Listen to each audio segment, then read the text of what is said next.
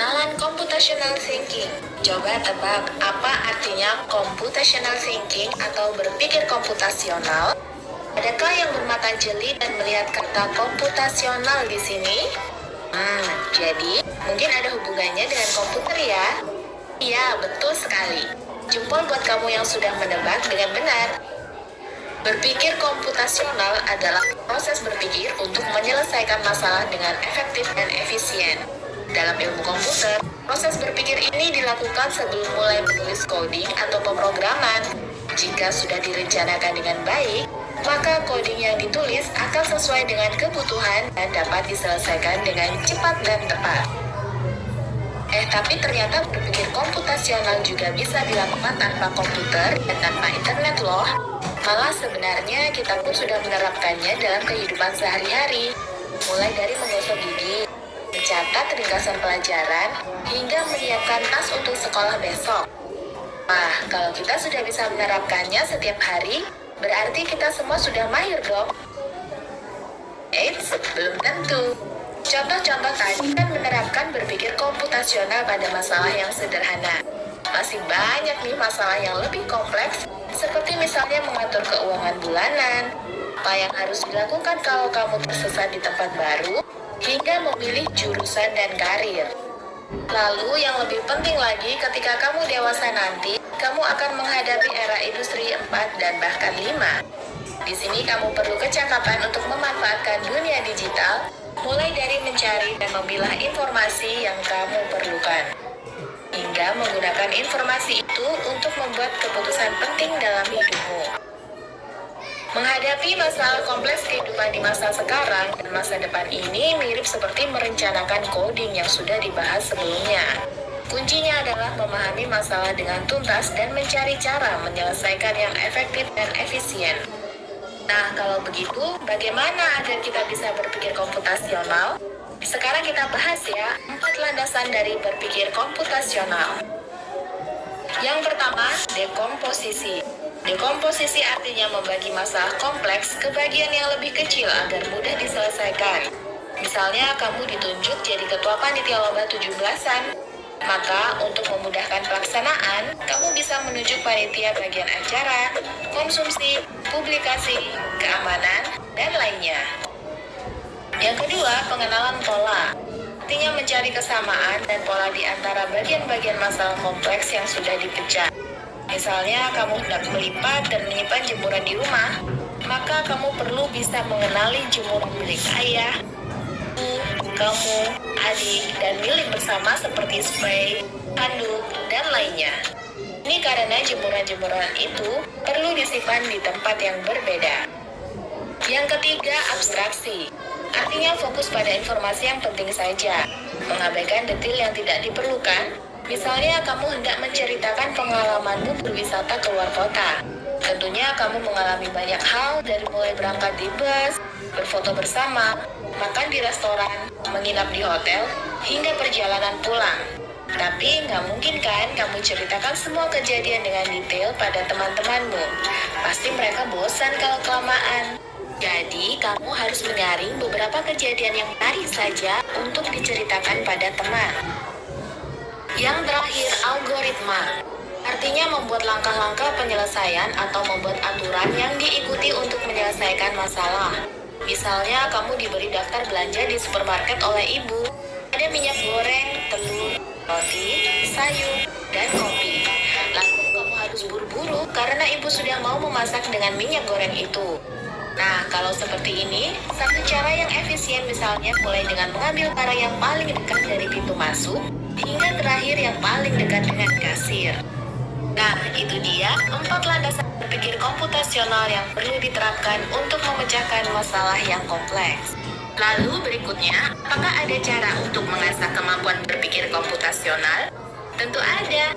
Selain bisa coba kamu terapkan ke masalah sehari-harimu, kamu bisa juga latihan soal untuk mengasahnya. Misalnya, gurumu akan memberikan soal-soal computational thinking di mata pelajaran matematika, bahasa Indonesia, dan IPAS dalam kurikulum mereka. Selain itu, kamu bisa ikut tantangan Bebras Indonesia juga. Yuk coba simak satu contoh soal computational thinking.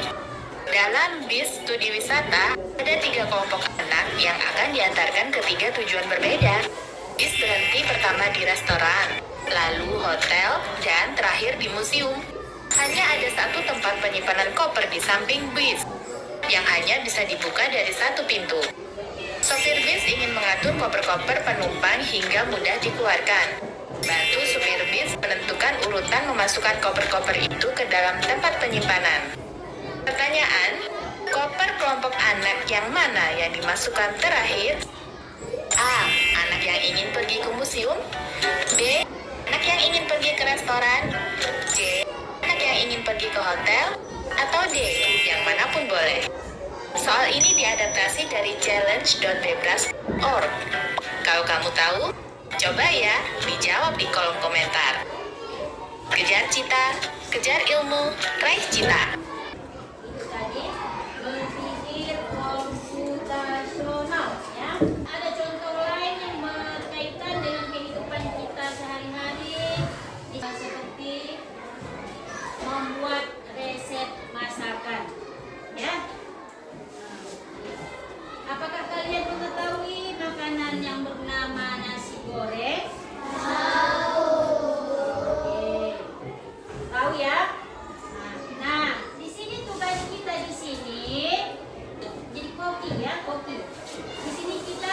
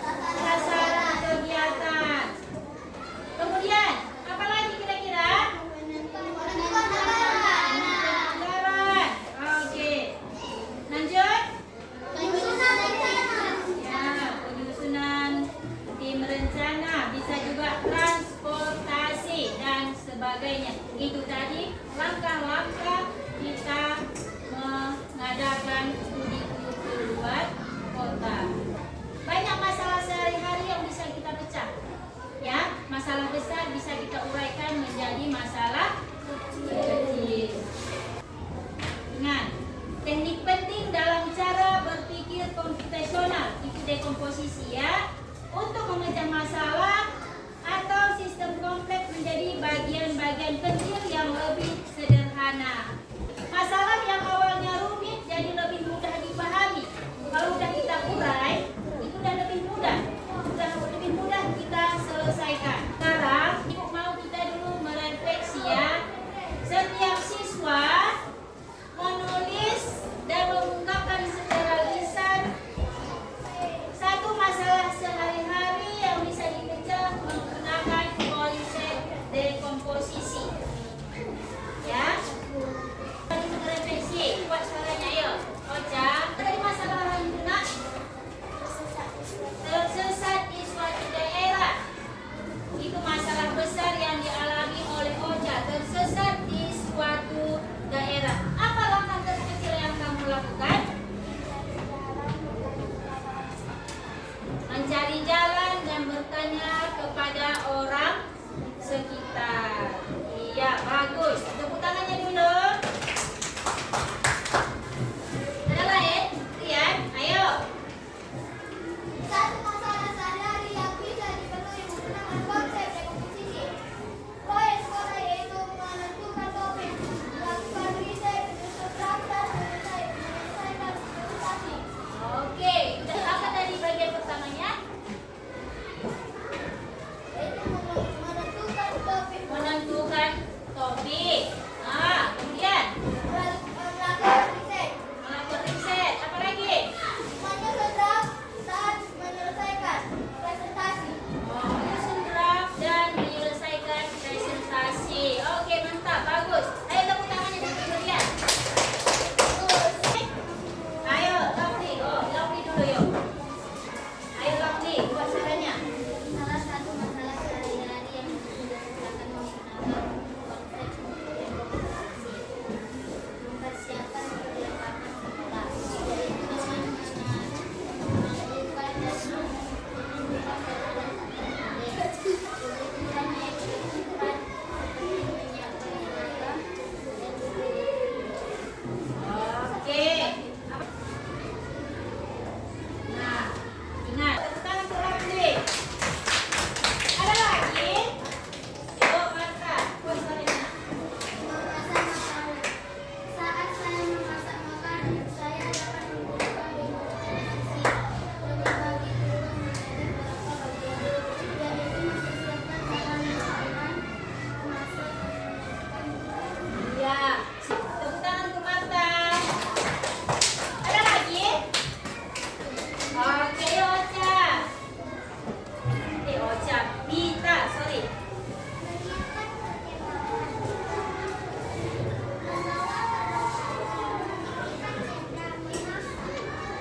Menyiapkan perkemahan, kata si Mita. Langkah yang dilakukan si Mita menyiapkan perkemahan apa, Mita? Membawa perlengkapan. Seperti apa? Tenda,